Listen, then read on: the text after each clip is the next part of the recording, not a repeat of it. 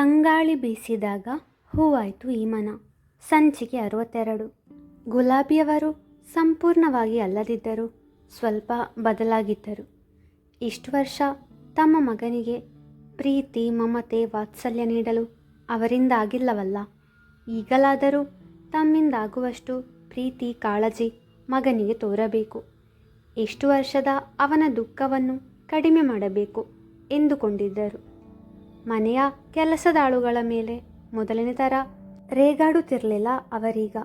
ಸೋಮೂರವರ ಬಳಿ ಸೋಮು, ಚೋಟುಗೆ ಯಾವ ಸಿಹಿ ತಿಂಡಿ ಇಷ್ಟ ಎಂದು ಕೇಳಿದಾಗ ಬಹಳ ವರ್ಷದ ನಂತರ ಅಡುಗೆ ಕೋಣೆಗೆ ಕಾಲಿಟ್ಟ ಮನೆಯ ಯಜಮಾನಿಯನ್ನು ನೋಡಿ ಸೋಮೂರವರಿಗೆ ಆಶ್ಚರ್ಯ ಮಿಶ್ರಿತ ಸಂತಸವಾಗಿತ್ತು.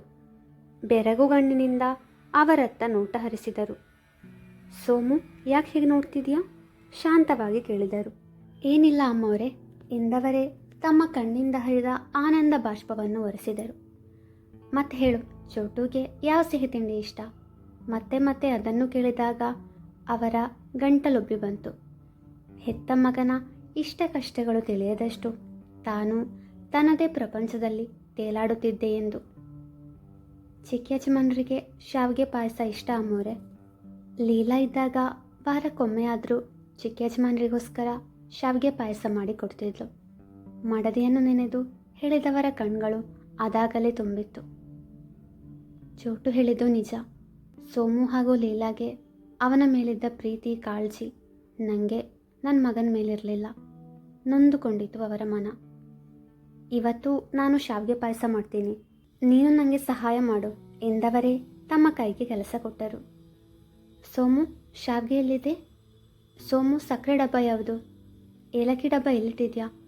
ಅಡುಗೆ ಕೋಣೆಗೆ ತಲೆ ಹಾಕಿ ಕೂಡ ನೋಡದವರಿಗೆ ಯಾವ ವಸ್ತು ಎಲ್ಲಿವೆ ಎಂದು ಹೇಗೆ ತಾನೇ ತಿಳಿಯಲು ಸಾಧ್ಯ? ಆದುದರಿಂದಲೇ ಸೋಮೂರವರ ಬಳಿ ಕೇಳುತ್ತಿದ್ದರು. ಸೋಮೂರವರು ಖುಷಿಯಿಂದಲೇ ಗುಲಾಬಿಯವರಿಗೆ ಸಹಾಯ ಮಾಡುತ್ತಿದ್ದರು. ಈಗಲಾದರೂ ಅವ್ಯಯ್ಗೆ ತಾಯಿ ಪ್ರೀತಿ ಸಿಗುತ್ತದಲ್ಲ ಎಂಬ ಖುಷಿ ಅವರಿಗೆ. ಅವ್ಯಯ್ ತನ್ನ ಬಾಲ್ಯದಲ್ಲಿ ತಾಯಿಯ ಪ್ರೀತಿಗಾಗಿ ಎಷ್ಟು ಹಂಬಲಿಸುತ್ತಿದ್ದ ಎಂಬುದನ್ನು ಕಣ್ಣಾರೆ ಕಂಡವರಲ್ಲವೇ ಅವರು.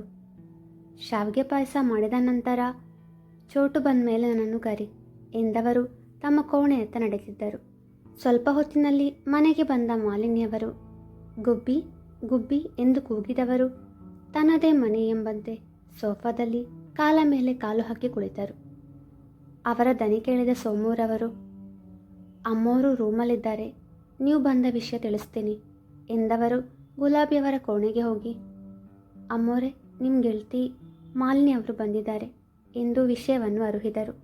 ಸರಿ ಸೋಮು, ಅವಳಿಗೆ ಕುಡಿಯಲು ಜ್ಯೂಸ್ ಏನಾದರೂ ಮಾಡಿಕೊಡು, ನಾನು ಬರ್ತೀನಿ ಎಂದಾಗ ಅವರ ಮಾತಿಗೆ ತಲೆ ಆಡಿಸಿದವರು ಅಲ್ಲಿಂದ ಹೋದರು.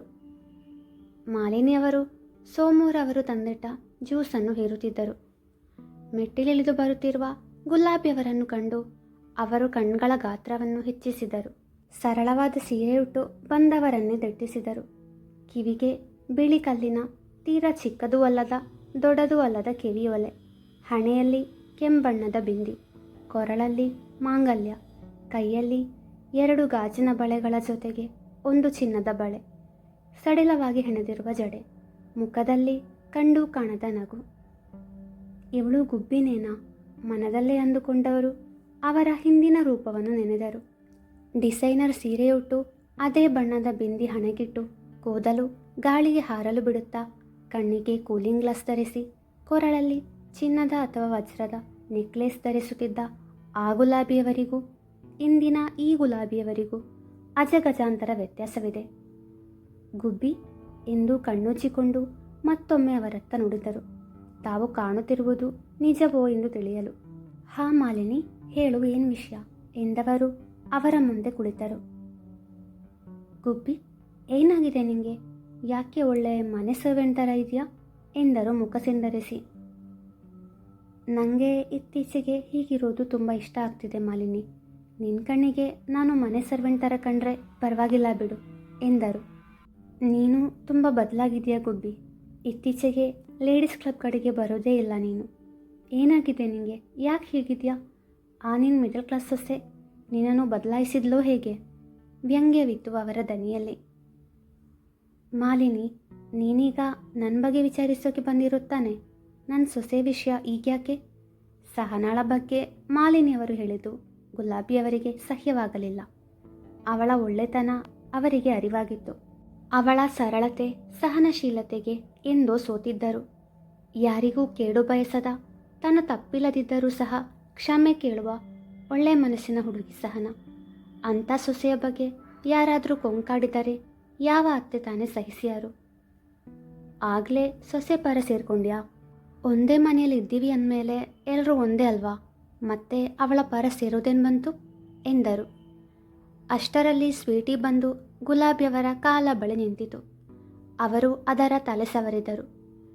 ಅಂದು ಬೀದಿ ನಾಯಿಯನ್ನು ಸಾಕಬೇಡ ಎಂದು ಮಗನಿಗೆ ಹೇಳಿದ್ದವರು ಈಗ ಅದನ್ನು ಮುದ್ದು ಮಾಡುತ್ತಿದ್ದರು. ಜೀವನದೆಡೆಗಿನ ಅವರ ದೃಷ್ಟಿಕೋನವೇ ಬದಲಾಗಿತ್ತು ಈಗ.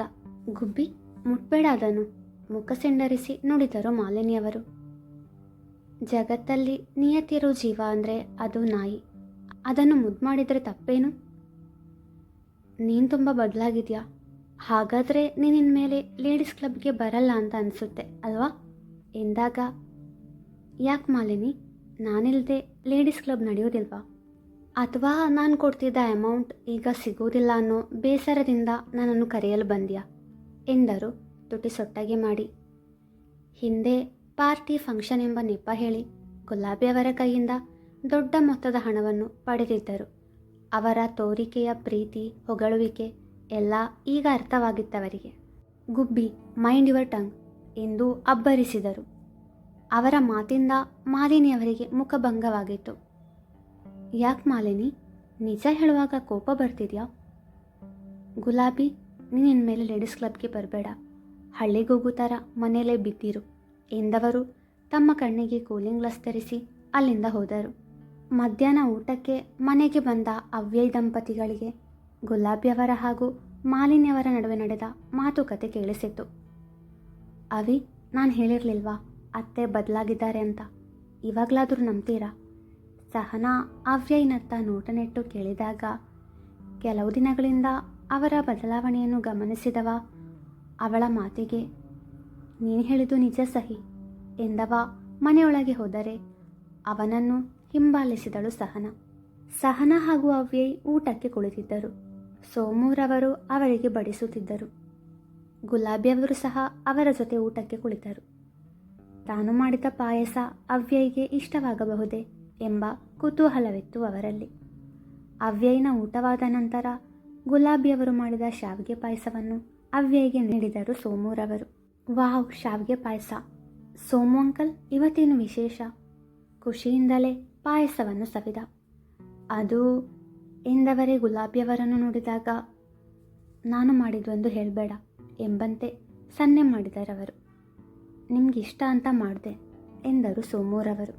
ತುಂಬ ಚೆನ್ನಾಗಿದೆ ಅಂಕಲ್, ಸಹನಾ ಹೇಳಿದಾಗ.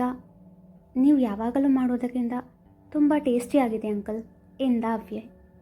ಮಗನ ಮಾತು ಕೇಳಿ ಗುಲಾಬಿಯವರ ಮುಖ ಅರಳಿತು. ಆದರೂ ಅದನ್ನು ತೋರಗೊಡದೆ ತಮ್ಮ ಪಾಡಿಗೆ ತಾವು ಊಟ ಮಾಡತೊಡಗಿದರು. ಸಹನಾ ಅದನ್ನು ಗಮನಿಸಿದ್ದಳು. ಅವ್ಯಯ್ ಅಲ್ಲಿಂದ ಹೊರಟಾಗ, ಅತ್ತೆ, ಪಾಯಸ ನಿಜವಾಗಲೂ ತುಂಬ ಚೆನ್ನಾಗಿತ್ತು ಎಂದು ಕಿರುನಗೆ ಬೀರಿದವಳು ಕೈ ತೊಳೆಯಲು ಎದ್ದರೆ ಅವಳ ಮಾತಿಗೆ ದಂಗಾದರು ಗುಲಾಬಿಯವರು. ಮುಂದುವರೆಯುವುದು.